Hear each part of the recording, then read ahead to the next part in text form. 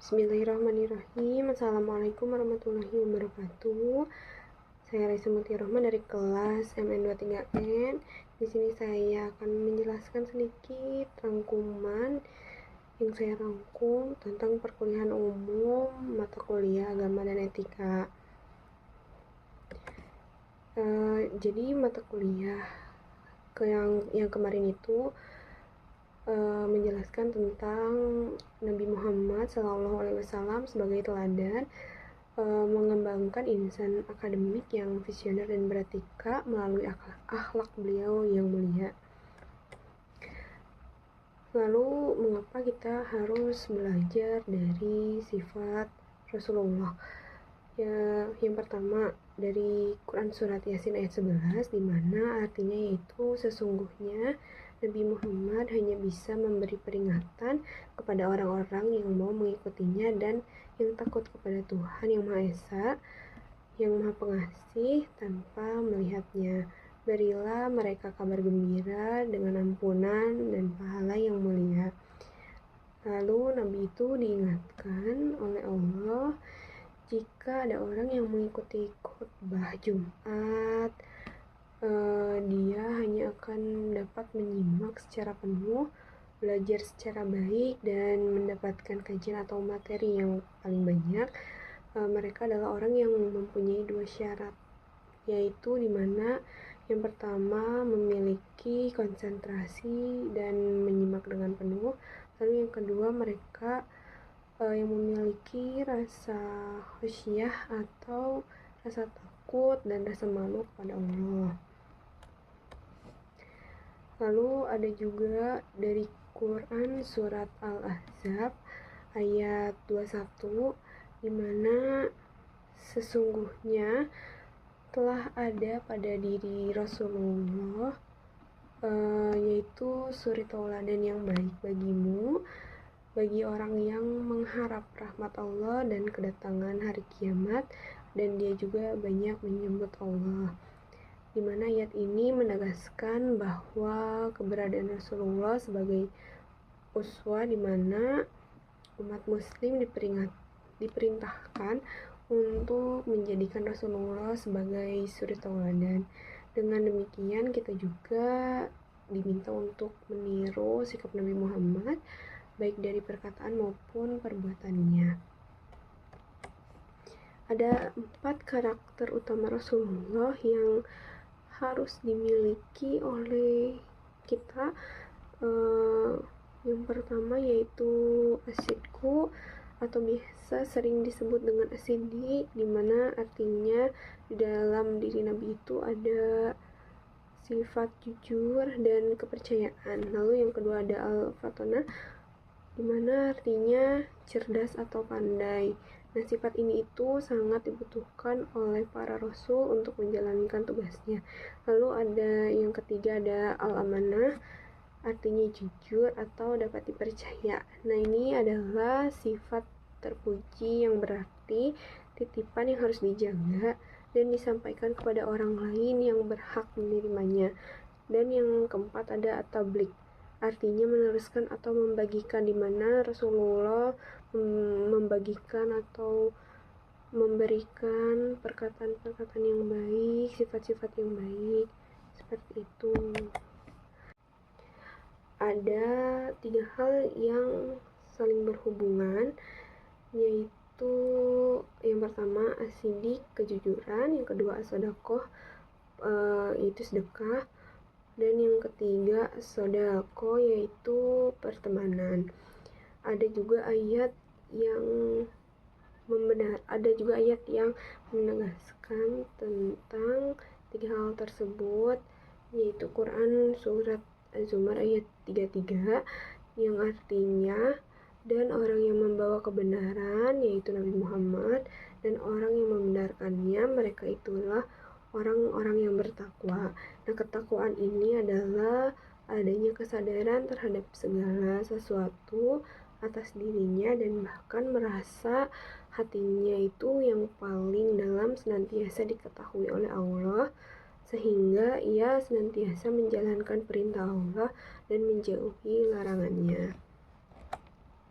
Lalu ada juga surat Az-Zumar ayat 18 yang dimana artinya yaitu mereka yang mendengarkan perkataan lalu mengikuti apa yang paling baik di antaranya, mereka itulah orang-orang yang telah diberi petunjuk oleh Allah dan mereka itulah orang-orang yang mempunyai akal sehat. Nah, di dalam ayat ini itu terdapat 5 indikator, di mana indikator yang pertama yaitu mendengarkan, yang kedua yaitu pemahaman, yang ketiga itu membahas, yang keempat mengkritik, dan yang kelima mengikuti.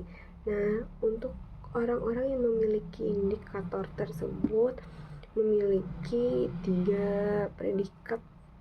Nah, diantaranya yang pertama yaitu al-ibad. Nah, al-ibad ini adalah hamba, artinya adalah hamba. Lalu yang kedua al-muhtadun, dimana artinya orang yang mendapat petunjuk.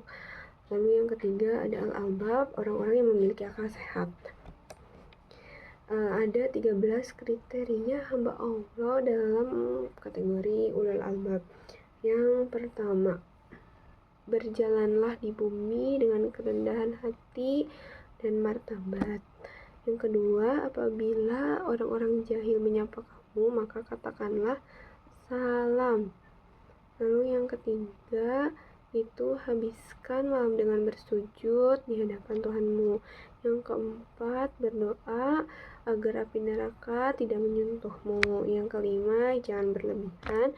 Yang keenam, jangan pelit. Yang ketujuh, jauhi menyembah berhala. Yang kedelapan, jangan membunuh. Yang kesembilan, jangan melakukan perzinahan atau percabulan. Yang kesepuluh, jangan berbohong atau memberikan kesaksian palsu. Yang kesebelas, janganlah kamu terjerumus ke dalam hawa nafsu duniawi. Yang ke-12, bacalah Al-Quran dan amalkanlah ajarannya. Lalu yang terakhir yaitu berdoalah agar pasanganmu dan anak-anakmu menjadi kesuksesanmu.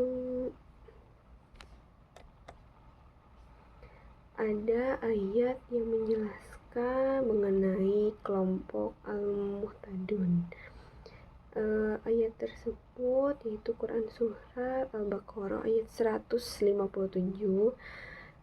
yang artinya mereka itulah orang-orang yang mendapat salawat atau orang yang diberkahi dan diampuni dari Tuhannya, dan mereka itulah yang menerima rahmatnya, dan mereka itulah orang-orang yang mendapat petunjuk. Nah, sifat utama dari al-muhtadun ini yaitu sifat sabar. Jadi kelompok orang yang sabar itu akan konsisten dalam petunjuk Allah. Sabar ini tidak ada hubungannya dengan kelemahan. Sabar ini identik dengan keberanian, kekuatan, kejujuran, dan keterdepanan. Lalu tantangan kesabaran itu ada 3, yaitu sabar untuk taat, sabar untuk menjauhi maksiat, dan sabar untuk menghadapi musibah. Ada juga kriteria ulul albab dalam surat Ar-Ra'd.